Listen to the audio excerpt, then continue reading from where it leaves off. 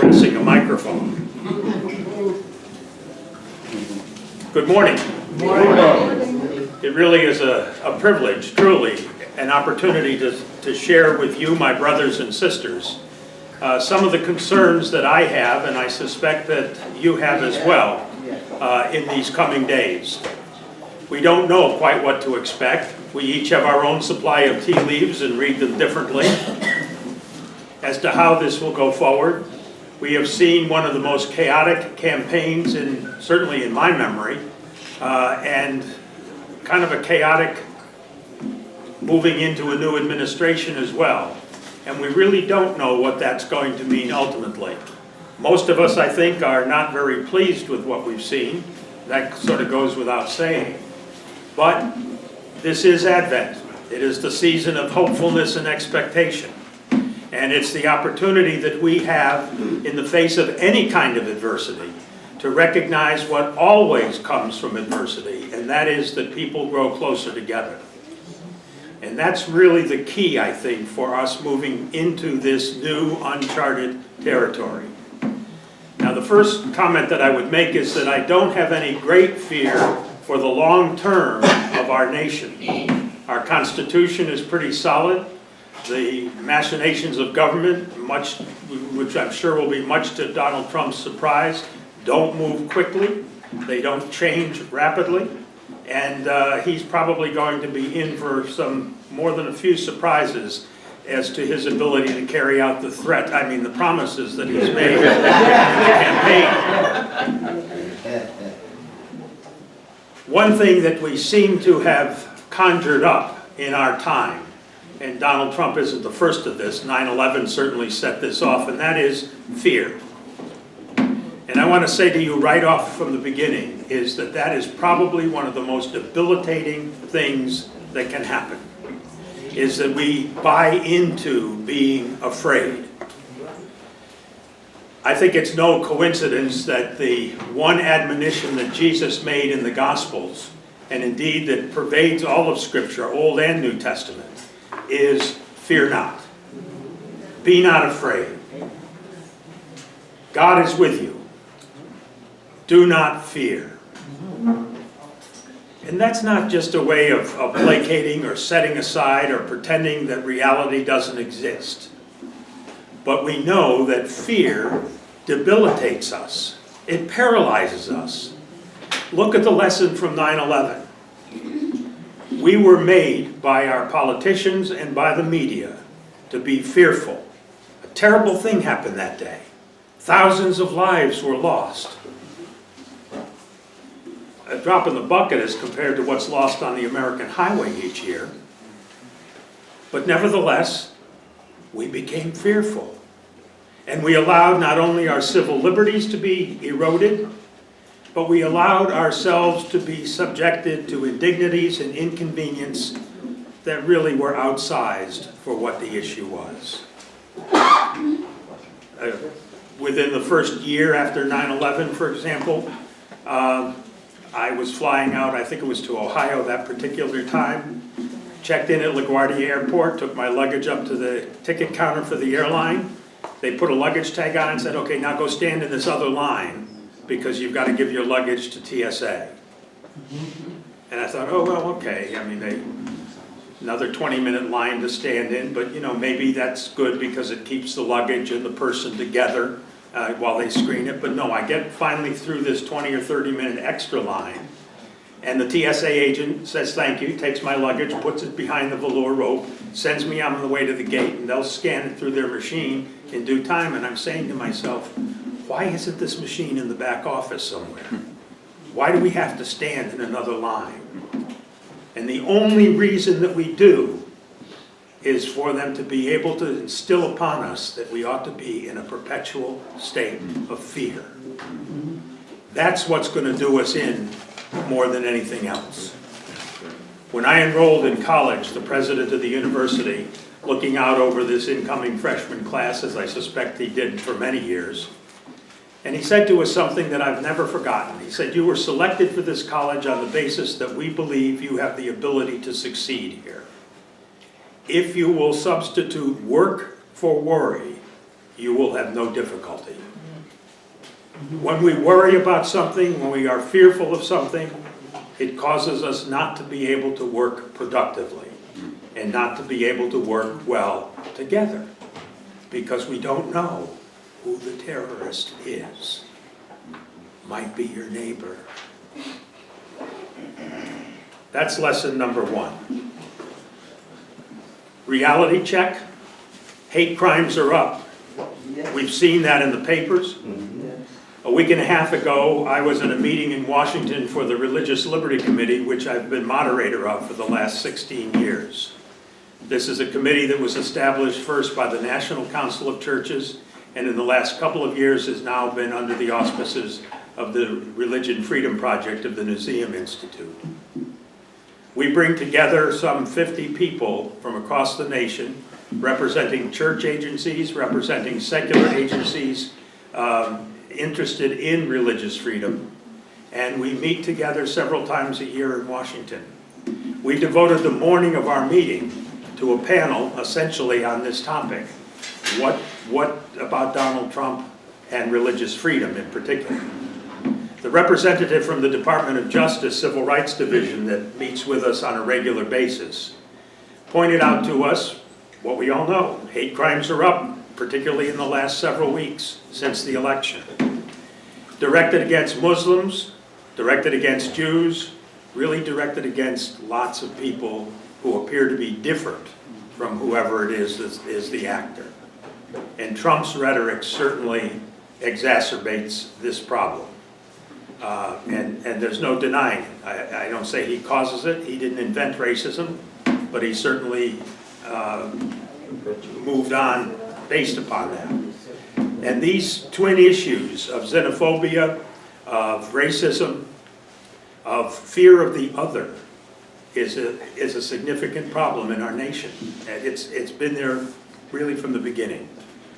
The only way I think that we can address this, and this is where churches I think can come in well, and that is to point out that we really are related to each other.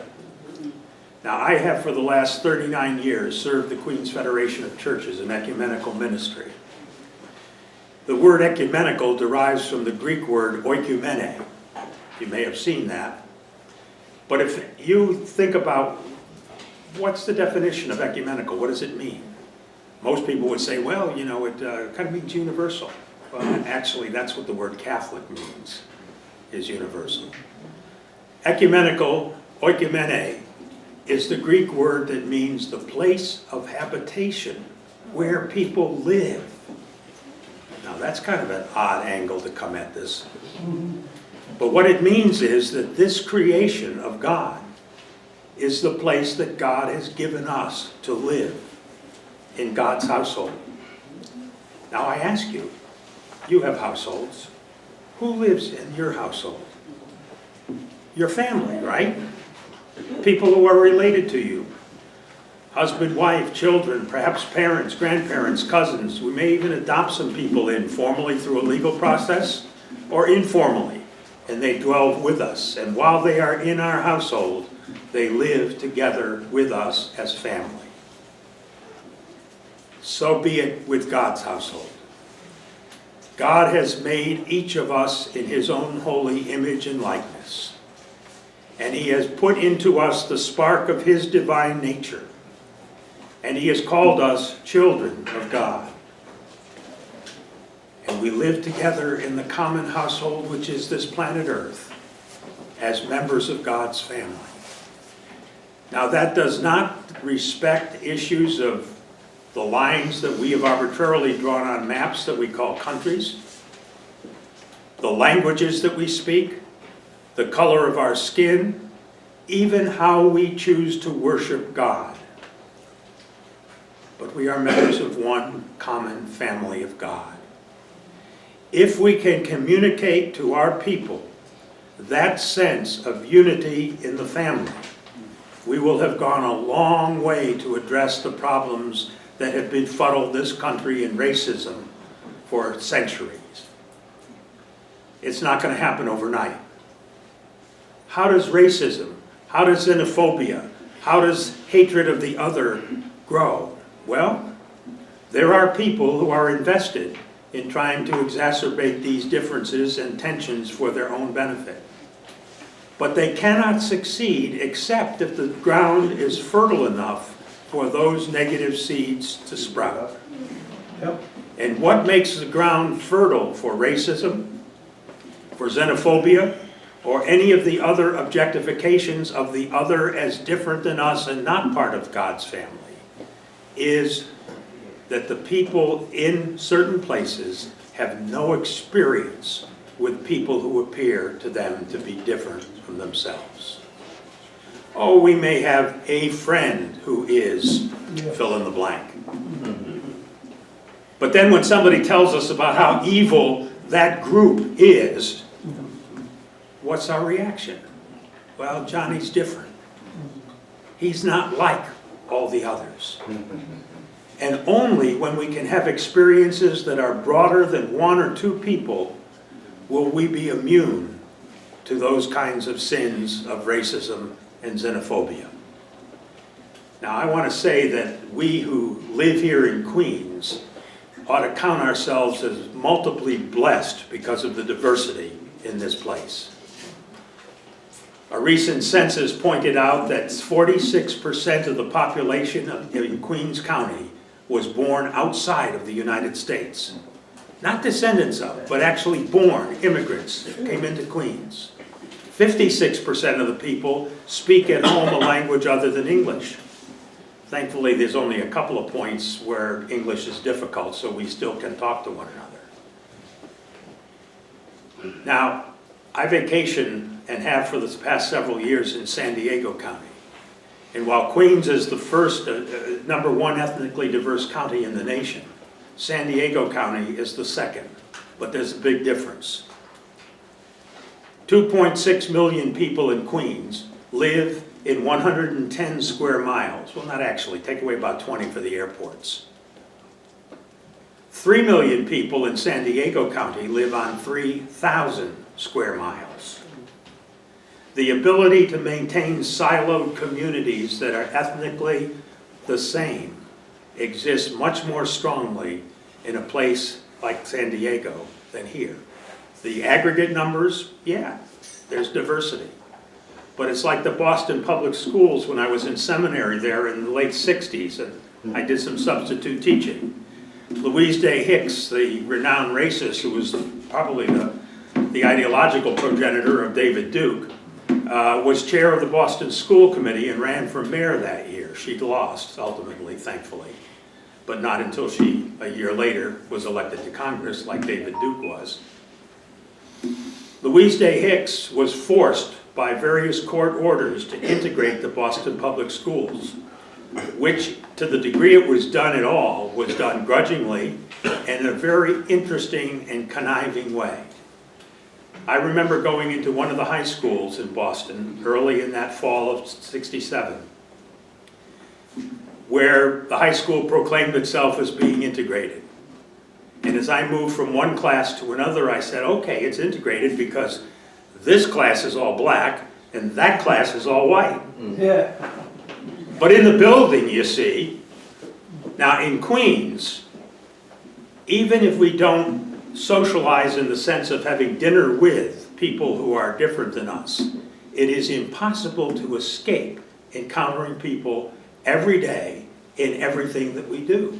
On transit, at work, in school, in shopping, we see people of many different stripes, colors, and whatever, and costumes, doing exactly the same thing we're doing. And there is a subliminal message there that is conveyed, and that is that all of these people are human beings just like self. And they are doing precisely the same kinds of things that we are doing.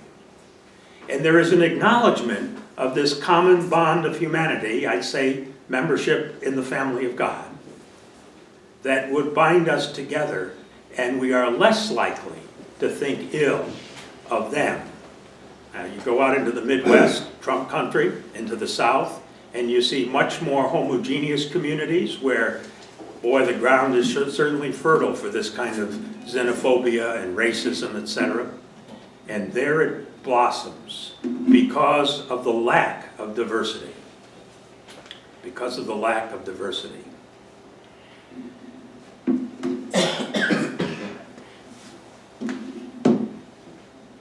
Thinking about the internal life of the church, I think we need to think realistically about the society at large. And this is not only Trump, but certainly, again, these kinds of issues rise much more starkly in these days.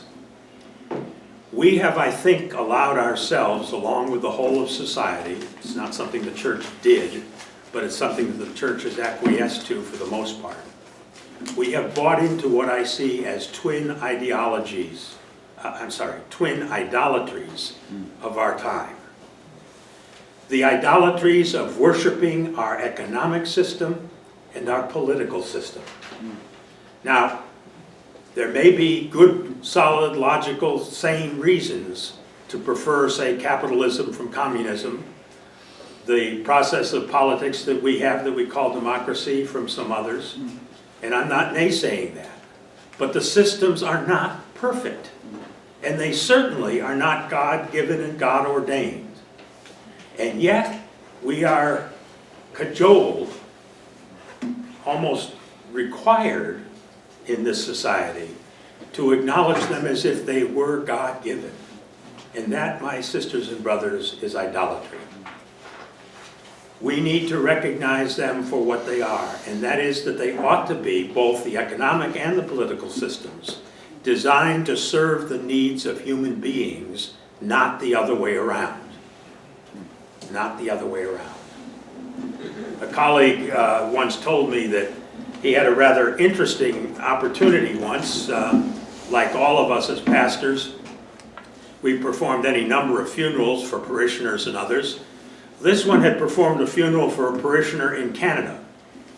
And the body was being cremated, but it was going to be interred in the United States. And so the question was, how do we ship this can of ashes across the border without having to pay a customs duty? You ever encountered that question before? I hadn't. So he took it to the post office in Canada, put the box on the counter and said, how can I ship this to the United States without having to pay a customs duty on it? Well, the postmaster looked through the manual and said, I got the answer perfect. All you got to do is write 3 words on the box and it'll go customs duty free. Wow. What were those 3 words? No commercial value. And I thought to myself, what you can write on somebody's box after he's gone, why can't you emblaze on his forehead while he's alive? We ought not allow ourselves to become slaves to an economic system that values only that which is commercially viable. That seems to me Brother Donald's stock and trade, is it not? Yes. And we need to stand up and to recognize that there is a worth in human beings, each of us, that transcends any kind of value, dollar or otherwise, that some external operative in the commercial or the political sector wants to put on it. Now, for the politics side, obviously the currency there, well, I guess the currency is dollars in some cases, but is votes. And people are subordinated to the system because they stand in the system only for what they can produce and consume for the economic and whom they vote for in the political. And that's backwards. That's absolutely backward. In this time that draws us together in the crisis that we face, and I think it is something of a crisis, I'm not naysaying that, I hope that we will find our common bond as members of God's family even stronger. Now, one final word, and that is, as I look around the room, and it's a little hard to assess from faces as to what religious affiliation you have, but I rather suspect that at least the majority of us are Christian. And we have, I think, as the majority in this society, the absolute responsibility to stand shoulder to shoulder with those of our brothers and sisters in God who are not Christian, particularly these days, our Muslim brothers and sisters. They are the ones that are really taking it in the neck. And they have some cause to be fearful. The Department of Justice representative that was at the Religious Liberty meeting last week said to us that in the 15 years since Congress passed the Religious Land Use and Institutionalized Persons Act, designed to even out and take religious discrimination out of zoning decisions, and to provide, on the other hand, to provide as well for religious ministry of every faith in prisons and mental hospitals, that the numbers of cases that have had to go to litigation over this have been dropping. And significantly, he said, the numbers of cases that have gone on from the district federal court to the courts of appeals has really slowed to a trickle, meaning that the judges at the trial court level have gotten the message. Beyond that, though, he said, having to do with the land use side of this, and this is discrimination against, generally against building a church, a mosque, a synagogue, or providing some kind of zoning adaptation for the same. He said that 80%, in the last 5 years, 80% of the cases that have come up have been able, when the Department of Justice kind of gets involved in the dialogue, to be able to be settled at the local level without litigation, unless it involves a mosque. And then the success rate is only 20%. And this is on the part of government officials and the zoning boards across the country.